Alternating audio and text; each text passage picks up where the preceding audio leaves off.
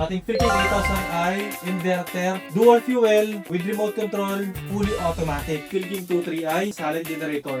So unahin na nga po natin yung ating generator na ipapadala kay Sir Teresa Lozan Jr. dyan sa Palawan. So ito unit na ito mga ka-Best Buys is dual fuel. Ibig sabihin, pwede dito yung gasoline at pwede rin dito ang LPG. May remote control din ito mga ka-Best Buys. Full start na siya. May recoil start din. At ang pinakamagandang feature, meron na siyang automatic transfer switch kung saan kusang nabubuhay at kusang namamatay yung generator kapag nawala at bumalik yung power ng inyong main supply. Ito nga pala mga ka-Best Buys yung attachment natin para sa dual fuel or yung kanyang LPG function. Dito natin i-correct yung LPG regulator diretso sa ating Philking 8000i. So sa kanyang panel mga ka-Best Buys nakikita natin meron siyang push button, meron siyang selector para sa gasoline or LPG kung ano man yung gusto nyo na fuel option para sa kanya. Meron siyang tatlong indicator para sa low oil, fault, at running. So kapag low oil mga ka-Best Buys, magdadagdag yung tayo ng langis. Dito naman sa warning kapag may mga faults at kapag okay naman or running yung generator, nandito yung kulay green. So dire-diretso lang siya, continuously running. Pero any of the two, umiilaw or nagpa-flash yung ilaw ng dalawa na to, ibig sabihin hindi mag-i-start yung ating generator. Ito naman yung connection niya para sa ATS cable. Para sa automation ng generator na to, sa tatlong AC output, 50 amperes, 30 amperes, and 30 amperes. Digital display na may volt, hertz, and time. At meron pang load indicator para malaman natin kung 100% na ba yung nakukonsumo nating power output ng generator. Ang maximum power ng ating generator na to is 8,000 watts at may rated power naman ito 7,500 watts. Pag LPG, mas mababa mga ka-Best Buys kung saan 7,200 lang yung kanyang maximum power. At yung rated power naman niya is 6,800 lang. So, i-start muna natin yung generator. Unahin muna natin yung remote control.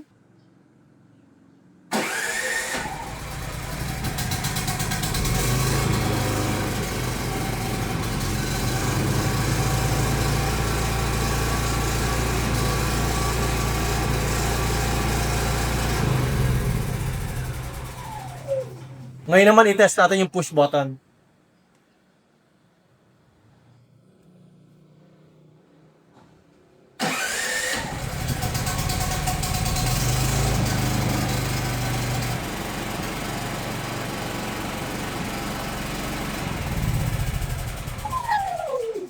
Yung susunod naman, i-test natin yung kanyang recoil starter or yung kanyang full start.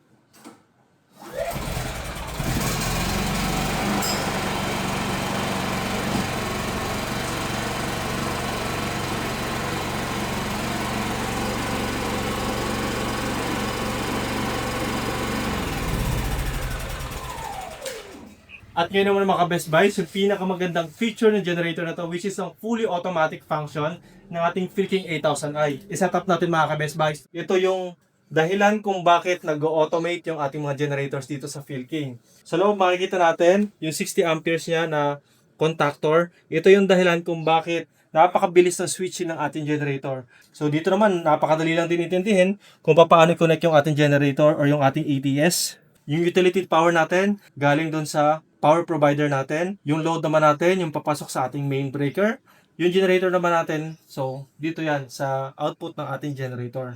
Hindi tayo dito nag-overrated ng power output ng generator. Kung ano po yung dineclare namin dito, yun talaga yun. Kung 7.5 yung kanyang rated power, na itetest po natin yan, na isasagad natin yan hanggang 7,500 performing yung ating generator. Unlike other brands na super taas na mga power output na dinideclare nila, kaya naman parang hindi na siya kapani-paniwala sa engine size, sa size ng generator, mukhang hindi naman siya talaga totoong rated power. Kung may mga actual testing na ginagawa yung mga seller sa online, that would be the best option that you can have para kita ninyo na yun talaga yung power output na nare-release sa mga generators na plano ninyong bilihin.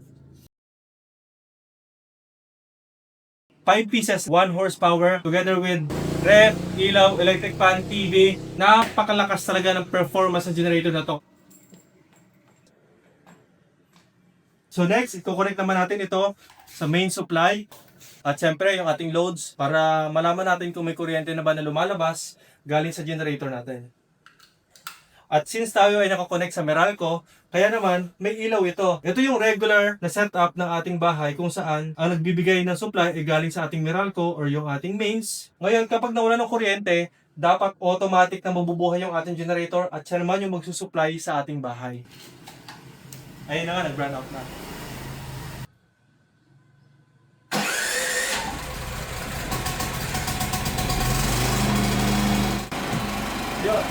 Yan na.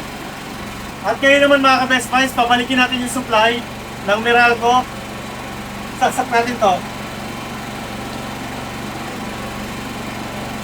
Ayan nga, may utility power, may generator, may load. Yung generator natin namatay na, pero yung load natin hindi kumurap.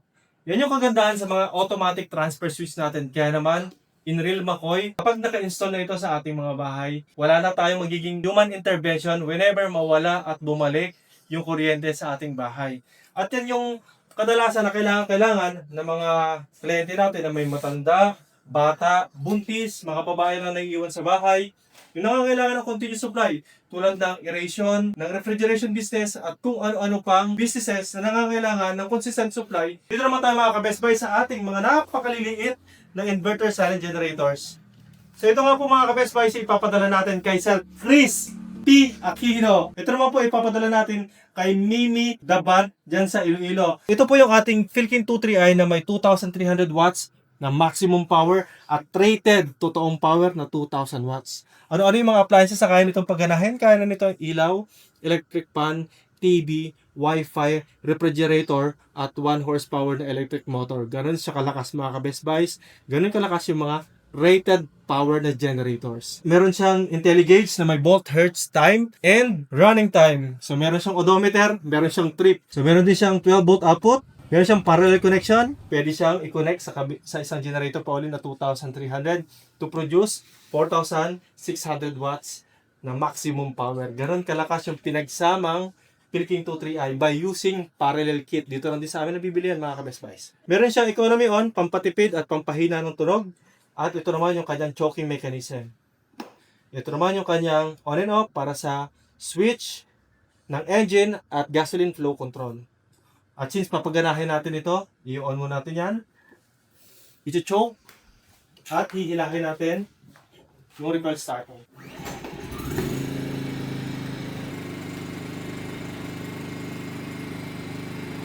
So ito naman yung kanyang digital display mga ka-Best Buy, silipin ninyo. 0-0 yung kanyang odometer. Yung kanya namang trip, 0-0 din. Ibig sabihin, bagong-bago yung generator na to.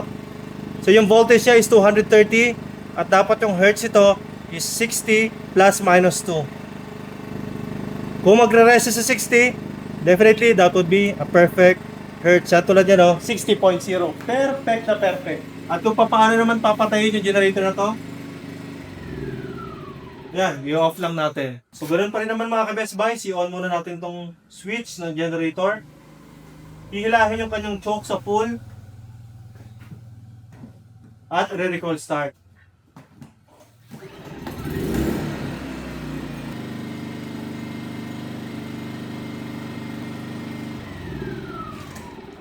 At napakatahimik na generator na ito mga ka-Best Buys, kung saan 58 decibel lang ito in 7 meters distance. So, ibig sabihin, mas malakas pa yung tunog ng boses ng dalawang regular na nag-uusap na tao. At ang presyo nga pala ng mga generators natin, ang ating Philkin 8000i inverter, dual fuel gasoline generator with remote control and fully automatic function, 90,000 pesos.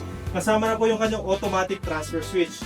At ito naman pong dalawang generators na to, ang ating Philkin 23i inverter silent generator ay nagkakahalaga na ngayon ng 27,000 pesos. Para sa mga orders, comments, at suggestions, maaari kayo mag-text at tumawag sa aming cellphone number na flash kayo sa inyong screen. Bisitahin ang aming Facebook, YouTube, and TikTok for more videos.